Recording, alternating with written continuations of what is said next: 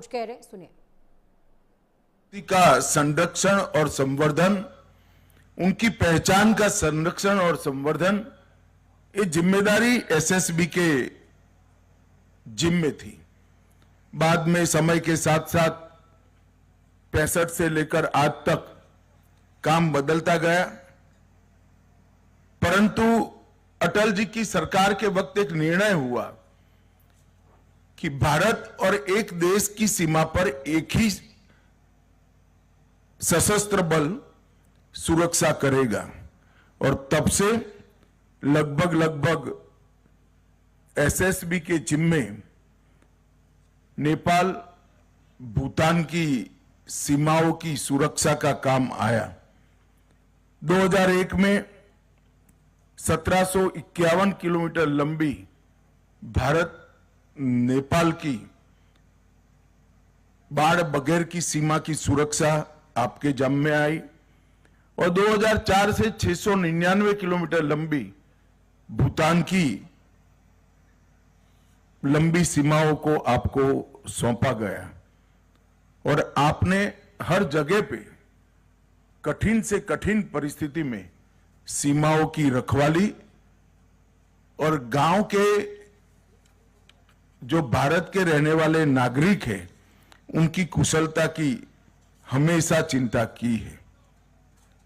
मित्रों, जब आप बॉर्डर बगैर की सीमा की सुरक्षा का जिम्मेदारी उठा रहे हो, तब एक बात पर मैं निश्चित ध्यान दिलाना चाहता हूं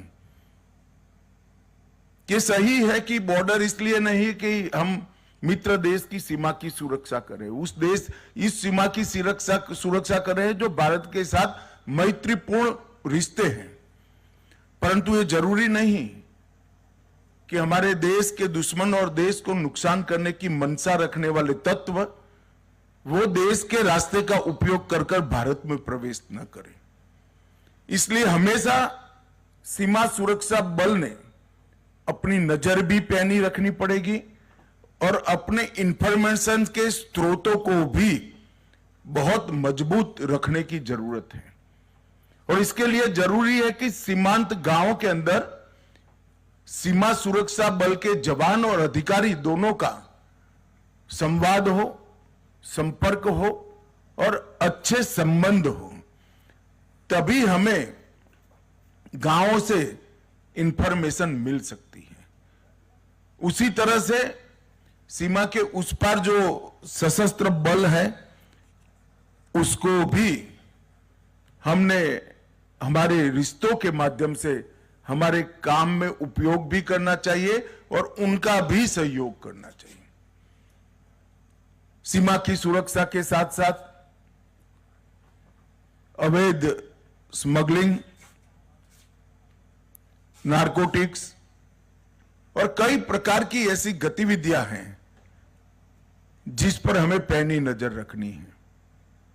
मैं तो चाहूंगा कि एसएसबी के सभी अधिकारी बैठकर इसके लिए एक एसओपी का निर्माण करें, जिसको जवान तक नीचे तक ट्रेनिंग के समय से ही सिखाया जाए।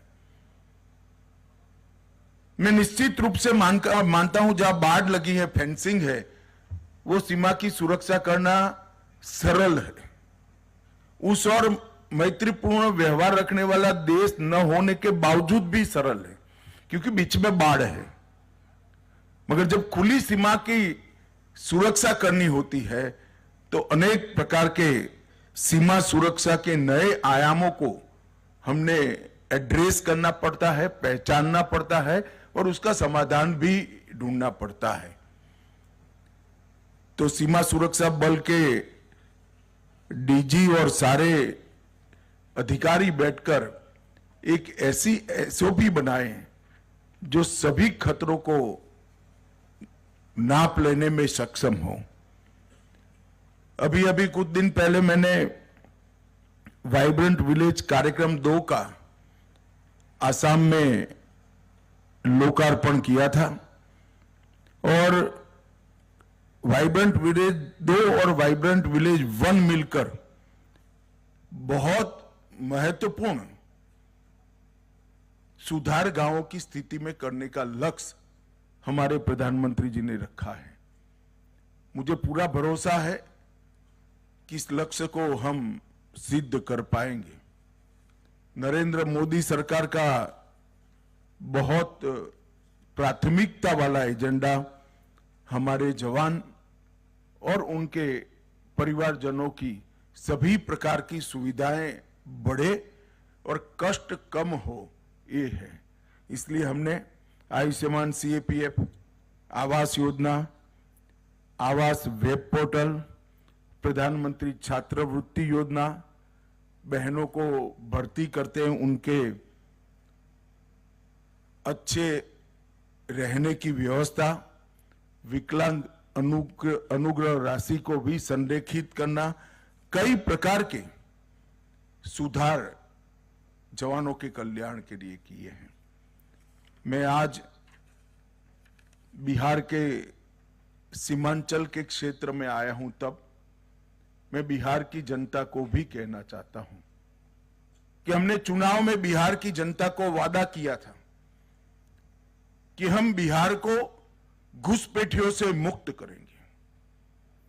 घुसपैठियों से मुक्ति से मतलब सिर्फ मतदाता सूची से नाम हटाना नहीं, हम कृतनिश्चयी है कि एक एक घुसपैठिए को भारत की भूमि से चुन चुन कर भारत के बाहर भेजने का कार्यक्रम करेंगे।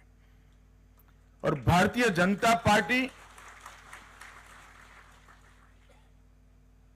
स्पष्ट कर देना चाहती है, मेरी सरकार भी स्पष्ट करना चाहती है कि वादा चुनावी वादा नहीं है।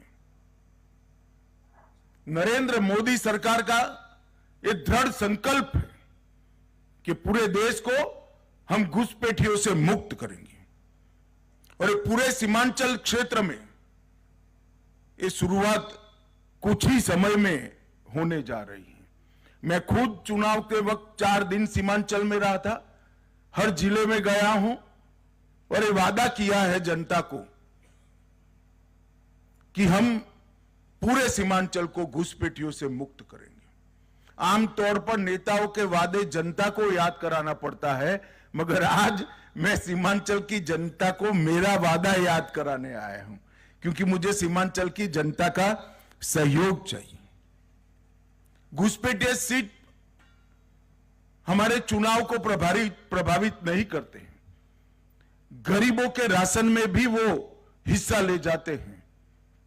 हमारी रोजगारी में भी हमारे युवाओं की सारी संभावनाओं को क्षीण करते हैं। और इसके साथ साथ राष्ट्र की सुरक्षा के लिए भी एक घुसपैठिए बहुत बड़ा चैलेंज है।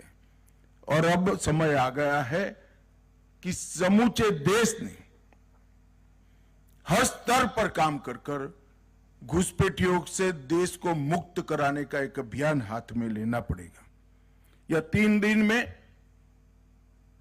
भारत सरकार के संबंधित सारे मंत्रालय, बिहार सरकार के गृह मंत्रालय, district magistrate, district development officer, SP और कई सारे संगठनों की 3 दिन में डिटेल मीटिंग कर हम एक कार्य योजना बना रहे हैं।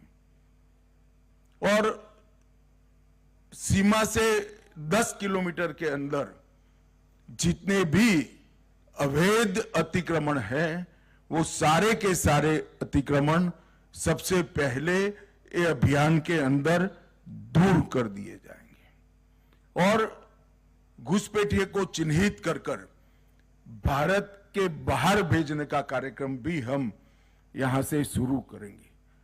जनसांख्यिकी का बदलाव किसी भी देश के लिए स्वस्थ समाज का निर्माण नहीं करता है। जनसांख्यिकी की स्वाभाविक वृद्धि इसका स्वागत है, मगर अतिक्रमण से, घुसपैठ से जनसांख्यिकी का बदलाव किसी भी देश की संस्कृति, इतिहास और भूगोल तीनों के लिए बहुत खतरनाक होता है। और हम इसको जानते हैं, इसीलिए सरकार ने निर्णय किया है कि उच्च स्तर पर जनसांख्यिकी परिवर्तन की उच्च स्तरीय समिति का घोषणा किया जाएगा और वो समिति न केवल सीमांत क्षेत्र, पूरे देश के जनसांख्यिकी के परिवर्तनों को बहुत डिटेल बारीकी से अभ्यास करेगी और भारत सरकार को इस जनसांख्यिकी परिवर्तन को कुदरती बनाने के उपाय सुझाएगी। और सबसे ज्यादा प्रभावित जो क्षेत्र है जनसांख्यिकी परिवर्तन से, बंगाल, बिहार और झारखंड का क्षेत्र है। बंगाल में भी चुनाव है। मुझे पूरा भरोसा है कि इस बार भारतीय जनता पार्टी की सरकार बनने वाली है। भारतीय जनता पार्टी की सरकार का पहला एजेंडा रहने वाला है कि सीमा पर बाढ़ का काम समाप्त करना और एक एक घुसपैठिए को चुन चुन कर देश के बाहर भेजना। और इसकी शुरुआत, चूंकि यहां पर सरकार बन चुकी है, जनादेश भी इस एजेंडा को प्राप्त हो चुका है। हम तो इसी मुद्दे पर चुनाव लड़े थे। हमारी विपक्ष की पार्टियों ने ये मुद्दे का विरोध किया था, मगर मैं तो आभारी हूं बिहार की जनता का कि अभूतपूर्व जन समर्थन हमें मिला है। बिहार के कल्याण के एजेंडा के साथ साथ वो मैंडेट में घुसपैठियों को निकालना भी शामिल है। और मैं आज इस मंच से बिहार की जनता को और देश भर की जनता को ये भरोसा देकर जाता हूं कि हम दूसरी बार जनादेश के लिए आएंगे, उसके पहले एक एक घुसपैठियों को भारत के बाहर निकालने का काम समाप्त कर कर आएंगे। और इसमें एसएसबी का भी बड़ा रोल है और आपकी भूमिका जो है वो भी आपको विगत से बताई जाएगी।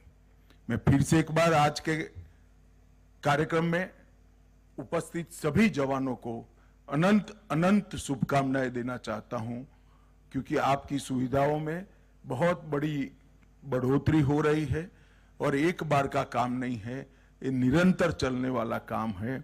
हमारा लक्ष्य है आपका सुविधापूर्ण जीवन।